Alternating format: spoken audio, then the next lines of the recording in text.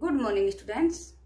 आज हम ग्रामर में अलंकार और पर्यायवाची का अध्ययन करेंगे।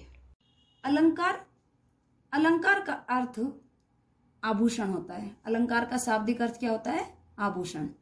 जिस प्रकार स्त्री अपना सौंदर्य प्रसाधन करते हुए जब श्रृंगार करती है तो क्या पहनती है? आभूषण पहनती है, तो उनकी क्या बढ़ जाती है? सुंदरता बढ़ जाती है। उसी प्रकार कवि काव्य रचना करते हुए अलंकारों का प्रयोग करते हैं, जिससे काव्य की क्या बढ़ जाती है? सुंदरता बढ़ जाती है। काव्य में सुंदरता की वृद्धि हो जाती है और वह रुचिकर लगने लगता है। उसी प्रकार अलंकार क्या होते हैं? एक तरीके से आभूषण है, श्रृंगार का साधन है। अलंकार की परिभाषा: जिस साधन से काव्य के सौंदर्य में वृद्धि होती है उसे अलंकार कहते हैं। जिस साधन से काव्य की सुंदरता में वृद्धि होती है उसे क्या कहते हैं? अलंकार कहते हैं। अलंकार के दो भेद होते हैं, शब्दालंकार, अर्थालंकार। शब्दालंकार शब्द के माध्यम से काव्य में सुंदरता या चमत्कार उत्पन्न हो, वो क्या होता है? शब्दालंकार। जैसे 3 बेर खाती थी वे 3 बेर खाती है। शब्द के माध्यम से क्या हो रहा है? चमत्कार उत्पन्न। शब्द के माध्यम से काव्य में सुंदरता आ रही है। 3 बेर खाती थी वे 3 बेर खाती है। अर्थालंकार अर्थ के माध्यम से काव्य में सुंदरता आती है। जैसे पीपर पात सरिस मंडोला। यहाँ काव्य में अर्थालंकार में अर्थ के माध्यम से काव्य में सौंदर्य या चमत्कार उत्पन्न होता है। आज हम क्या पढ़ेंगे? अर्थालंकार। अर्थालंकार जहां कविता की पंक्ति में अर्थ के कारण विशेष सौंदर्य या चमत्कार उत्पन्न होता है वहां अर्थालंकार होता है। जहां कविता की पंक्ति में अर्थ के कारण कोई विशेष सुंदरता या चमत्कार उत्पन्न होता है वहां क्या होता है? अर्थालंकार होता है। यह अर्थालंकार की परिभाषा। जैसे पीपर पात सरिस मंडोला। यहाँ पीपर किसको कहा गया? पीपल को। पात का अर्थ क्या होता है? पत्ते। सरिस का अर्थ होता है समान। मन, हृदय, अपना मन जो डोला। जिस प्रकार पीपल के पत्ते उड़ते हैं, घूमते हैं, उसी प्रकार हमारा मन भी घूमता, इधर उधर विचरण करता रहता है। जिस प्रकार यहाँ मन की तुलना किससे की है? पीपल के पत्तों से। सरिस मन को किसके समान बताया? पीपल के पत्तों के समान। पीपर पात सरिस मंडोला। पीपल के पत्ते जिस प्रकार उड़ते हैं उसी प्रकार हमारा मन भी उड़ता रहता है, इधर उधर विचरण करता रहता है। प्रमुख अर्थालंकार कौन कौन से हैं? रूपक, उपमा, उत्प्रेक्षा, अतिशयोक्ति, अन्योक्ति। उपमा अलंकार जहां किसी व्यक्ति या वस्तु आदि के स्वभाव, स्थिति, रूप, गुण आदि की तुलना या समानता किसी अन्य व्यक्ति या वस्तु के साथ की जाती है वहां उपमा अलंकार होता है। जहां किसी व्यक्ति या वस्तु आदि के स्वभाव, स्थिति, रूप और गुण आदि की तुलना क्या की जाती है? समानता की जाती है, किसी अन्य व्यक्ति या वस्तु के साथ की जाती है, वहां कौन सा अलंकार होता है? उपमा अलंकार होता है। और उपमा अलंकार की एक सबसे बड़ी पहचान है वाचक शब्द। इसमें सा, सी, सरिस और सा, सी, सरिस आने से इनमें इन वाचक शब्दों से पहचान की जाती है ये कि इसमें कौन सा अलंकार है? उपमा अलंकार है। जैसे पीपर पात सरिस मंडोला। यहाँ मन के डोलने और पीपल के पत्ते के हिलने के समान ही समानता प्रकट की गई है। मन की तुलना किससे की है? पीपल के पत्ते से। तो एक तरीके से मन क्या हुआ? उपमेय और पीपल पात क्या हुए? उपमान। हाय फूल सी कोमल बच्ची हुई राख की ढेरी थी। यहाँ कोमल बच्ची, फूल सी कोमल बच्ची, बच्ची की तुलना किससे की है? फूल के समान। और इसमें सी क्या आया है? वाचक शब्द। तो इस वाचक शब्द से हमें पहचान हो गई ये कि इसमें कौन सा अलंकार है? उपमा अलंकार। और बच्ची की तुलना किससे की है? फूल से। तो फूल के बच्ची किसके समान है? फूल के समान कोमल है। और हुई राख की ढेरी थी, वह क्या हो गई? मृत्यु हो गई। और मृत्यु होने के बाद क्या हो गई? वह राख की ढेरी हो गई। तो यहाँ किसकी तुलना किससे की है? बच्ची की तुलना फूल के समान कोमल बताइए। बच्ची किसके समान थी? फूल के समान कोमल थी। तो सी आ गया। सी क्या है? वाचक शब्द है और यह उपमा अलंकार की पहचान है। उतर रही है संध्या सुंदरी परिसी। उतर रही संध्या सुंदरी परिसी। सी इसमें भी वाचक शब्द आया है। और संध्या की सुंदरी परी, परी की तुलना किससे की है? संध्या से, एक संध्या जिस प्रकार आसमान में लालिमा छा जाती है, बहुत सुंदर वातावरण हो जाता है, उसी प्रकार परी के उतरने से क्या हो गई, चारों तरफ सुंदरताई छा गई और लालिमा छा गई।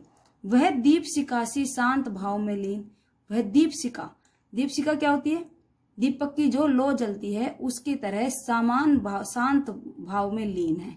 तो यहाँ सीवाचक शब्द आया है।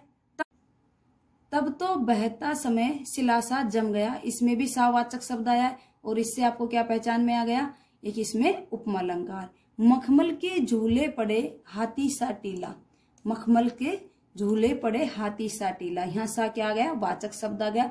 उपमा अलंकार की पहचान क्या है, जहाँ सा सी सरस सरिस सरस ये वाचक शब्द आ जाए तो वहां क्या होता है, उपमा अलंकार होती है। किसी व्यक्ति या वस्तु के स्वभाव, स्थिति, रूप, गुण आदि की क्या की जाती है, समानता या तुलना की जाती है, किससे, किसी अन्य या व्यक्ति या वस्तु के साथ, कोई प्रसिद्ध व्यक्ति या वस्तु के साथ, तो वहां क्या होता है, उपमा अलंकार होता है।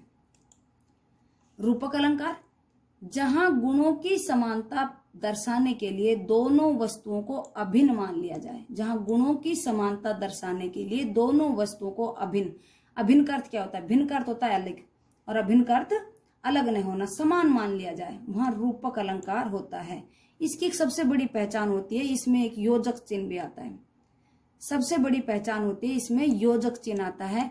वन सारदी चंद्रिका चादर ओढ़े, चंद्रिका और चादर के बीच में क्या है, योजक चिन्ह है, और इस योजक चिन्ह से पहचाना जाता है कि इसमें क्या है, रूपक अलंकार है।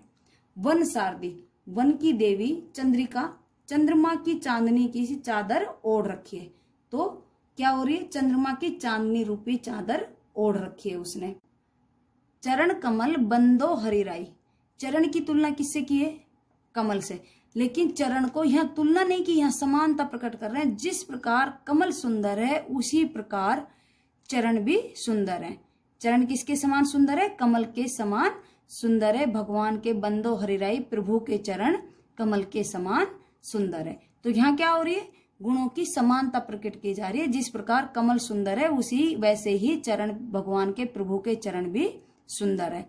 अंबर पनघट में डुबो रही तारा घट उषा नागरी, अंबर पनघट में तारा घट उषा नागरी, यहाँ तीनों जी योजक चिन्ह है, और यहाँ क्या है, रूपक अलंकार। योजक चिन्ह जहां भी आ जाता है वहां क्या होता है, रूपक अलंकार। अंबर पनघट, पनघट पर अंबर किसे कहा गया, अंबर रूपी पनघट, आकाश को पनघट बताया गया है।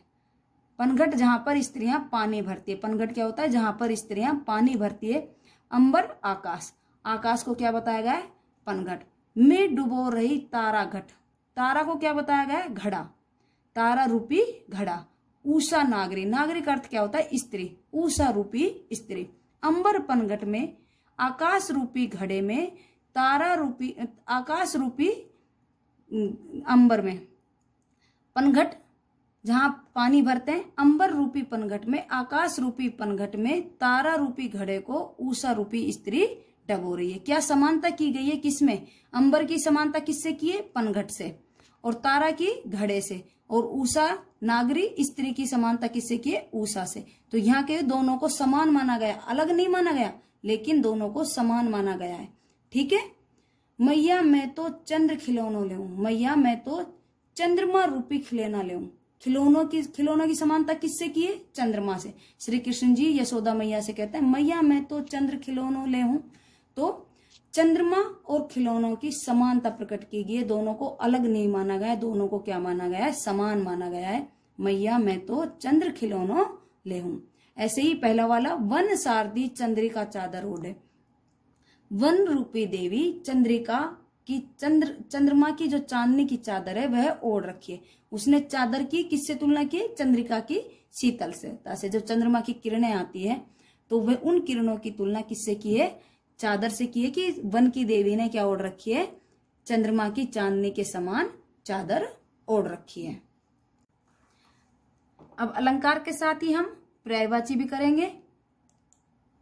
पर्यायवाची कृष्ण, कृष्ण के पर्यायवाची क्या है, श्याम, घनश्याम, मोहन, केशव, माधव, वासुदेव, गिरधर, गोपाल, कान्हा, हरि, राधा वल्लभ, वंशीधर, मुरारी, गोविंद। कोकिल, कोयल, पिक, परभृत, कुहुकनी, वनभूषणी। गंगा, भागीरथी, देवनदी, मंदाकिनी, सुरसरिता, जाह्नवी, अलकनंदा। गृह, घर, भवन, सदन, धाम, निकेतन, आगार, आलय, निलय, निवास, आवास, गेह। चंद्रमा, चंद्र, शशि, हिमांशु, राकेश, तारापति। कुमुद बंधु, विधु, शशांक, सोम, इंदु, मयंक। चतुर, पटु, प्रवीण, श्याना, कुशल, विज्ञ, दक्ष, चालाक, निपुण। जंगल, वन, कानन, अरण्य, विपिन, कांतार। जल, वारी, पानी, अंबु, तोय, नीर, पै, अंब, सलिल, उदक, अप। तलवार, असी, कृपाण, करवाल, खड़ग। चंद्रहास, शमशीर। तालाब, सरोवर, तड़ाग, सर, ताल, जलाशय, पुष्कर। दास, नौकर, सेवक, अनुचर, भृत्य, परिचारक। दिन, दिवस, वासर, दिवा, वार। दुर्गा, चंडिका, सिंहवाहिनी, कालिका, शांभवा, कामाक्षी, चंडी, चामुंडा। देवता, देव, अमर, निर्जर, सुर, विबुद्ध, गिवार्ण। दोस्त, मित्र, सखा, हितैषी, स्नेही, अंतरंग, सुहृद। Thank you class.